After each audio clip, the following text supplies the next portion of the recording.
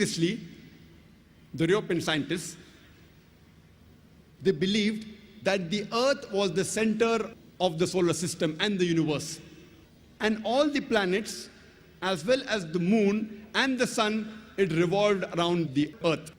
This was called as geocentrism. And this was believed since the time of Ptolemy in the 2nd century BC till as late as 16th century, until Nicholas Copernicus in 1512,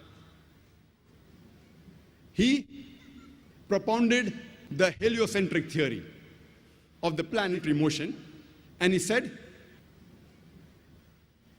it is the sun which is the center of the solar system, and all the planets, as well as the Earth, it revolves around the sun.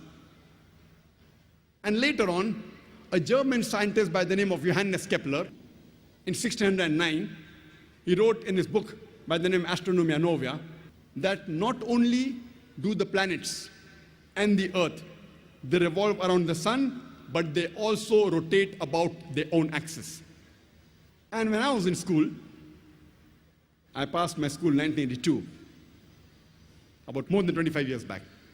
There I too read that the planets and the Earth, they revolve around the sun, and the planets and the Earth, they rotated about their own axis.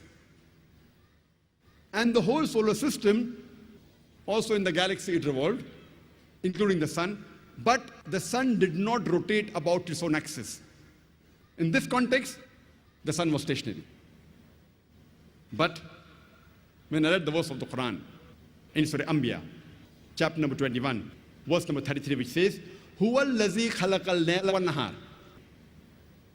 It is Allah who has created the night and the day. والشمس والقمر, the sun and the moon. كل في فلك يسبحون, each one traveling in orbit with its own motion. So the Quran says the sun and the moon, besides revolving, they also rotate about their own axis. The Arabic word used here is yasbahun, derived from the Arabic word sabaha, which describes the motion of a moving body. If I use this Arabic word yasbaha for a person who's moving on the floor, it will not mean that he's rolling, it will mean he's either walking or running. If I use the same word for a person in the water, it will not mean he's floating, it will mean he's swimming. Similarly, when Allah subhanahu wa ta'ala uses the same word for a celestial body, it does not mean that it is flying in the air, it means it is moving along with its own rotation. It's rotating about its own axis. So Quran says the sun and the moon, besides revolving, it also rotates about its own axis. And today, science has discovered that even the sun rotates. Since we can't see the sun directly, you get blinded if you see directly. If you have an equipment and have the image of the sun on a tabletop, we find that there are spots in the sun. And it takes about 25 days for the spots to complete one rotation, indicating that the sun takes approximately 25 days to complete one rotation. Imagine when I was in school, I was taught the sun was stationary, it didn't rotate about its own axis.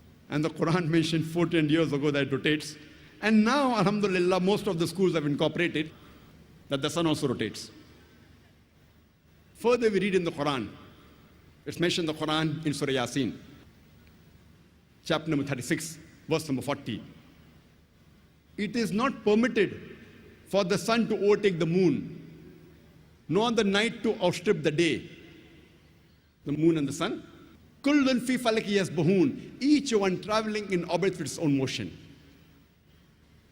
Now the scientists say that the orbit of the sun and the moon is different. So there's no question of the sun overtaking the moon. That's what the Quran says.